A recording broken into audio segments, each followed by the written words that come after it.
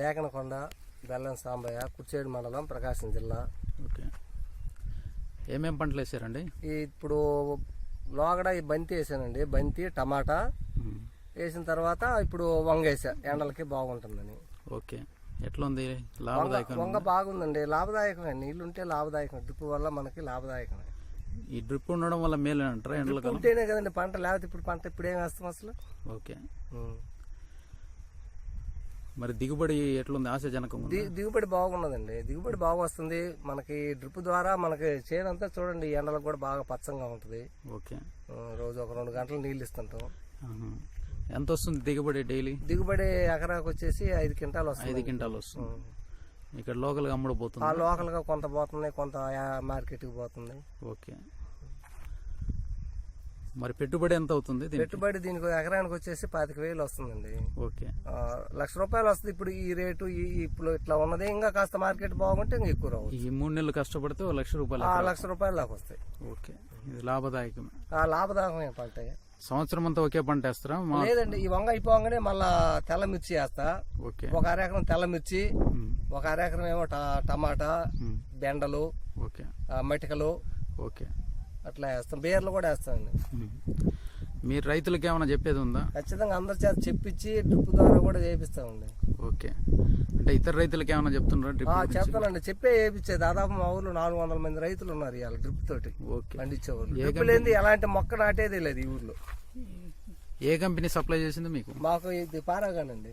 Okay. బాగానే ఉందా material? బాగుంది, మెటీరియల్ బాగుంది. ఓకే. క్వాలిటీ కూడా బాగుంది. ఈ డ్రిప్ సబ్సిడీ ఎంత ఇచ్చారండి? సబ్సిడీ మనకి 1,00,000 రూపాయలకి 90,000 గవర్నమెంట్ ఇచ్చిందండి. 1,00,000 రూపాయలు మంది, 10,000 మంది. 10%, 9% సబ్సిడీ. ఓకే. ఓకే. ఇది ఉపయోగపడే స్కీమ్? మంచి స్కీమ్ అండి. ఈ స్కీమ్ లేకపోతే రైతులు చాలా నష్టపోవాల్సి వస్తుంది. ఓకే. మరి ప్రభుత్వం వాళ్ళు ఇచ్చేటువంటి రైతు భరోసా ఏమైనా అందిందా? రైతు భరోసా వచ్చిందండి. మొన్న కూడా డబ్బులు వచ్చినాయి, అంత ముందు వచ్చినాయి. ఓకే. ఉపయోగకరమేనా రైతుకి? రైతు భరోసా మంచిది కదండి పెట్టుబడికి. నెక్స్ట్ మళ్ళా వస్తాయి అంటున్నారు, ఇత్తనాలు తెచ్చుకుంటాం. రేపు 10వ తేదీ, రేపు 15 ఏదో డబ్బులు వస్తాయి అంటున్నారు, ఇత్తనాలు తెచ్చి పెట్టుకుంటాం. ఇప్పుడు సాగుకు పెట్టుబడికి ఉపయోగపడతాయి. ఓకే. దీనివల్ల ఏమన్నా మీకు ఇది రోజు పెట్టుబడికి డబ్బులు కావాలంటే ఎవరు ఇస్తారా, ఎవరి కాడ తీసుకుందాం విత్తనాలు, ఎట్లనా ఏందని ఎల్లమ్మడి తిరిగేదండి. ఇప్పుడు అవసరం లేదు. బ్యాంకులో పడంగానే పోయేదను ఆ కార్డు తీసుకొని పోయి ఆ కొట్టుకు పోయి తెచ్చుకోవడం బాగున్నదండి. ఎవరిని అడగాల్సిన పని లేకుండా విత్తనాల వరకు తెచ్చుకుంటాం. ఈ ప్రభుత్వం బాగానే సహాయం చేస్తుంది. మంచిదండి ఇది. రైతు భరోసా అనేది మంచిది. ఎన్ని డబ్బులు ఉన్నా అప్పులకు వాటికి సరిపోతాయి. పెట్టుబడికి ఇచ్చేటప్పటికి ఇస్తే ఇంకా బాగున్నది. అవునవును. దీనివల్ల మంచి స్కీమ్ ఇది. ఓకే.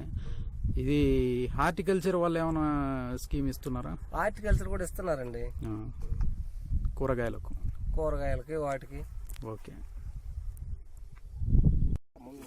దీని ద్వారా కూడా పంపిస్తాం. ఫిల్టర్ కూడా అక్కడ ఉంది, అక్కడ నుంచి శాండ్ ఫిల్టర్ క్లీన్ చేస్తుంది. క్లీన్ చేస్తాను. ఇది బ్యాక్ వాష్. ఇక్కడ ఇది వదిలేసేదను. ఓకే. ఇక్కడ దీనికి ఇట్లా సైడ్ పెట్టుకోవాలి. దాని మీద పడకుండా పెట్టుకుంటాను. వంకపిండి అక్కడ ఉంది. ఇట్లా ఇట్లా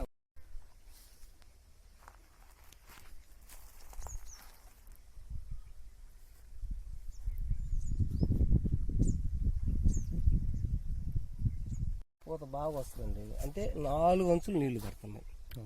మళ్ళీ పూత వదిలేరా? పంట వదిలాం. ఇప్పుడు పంట వదిలాం.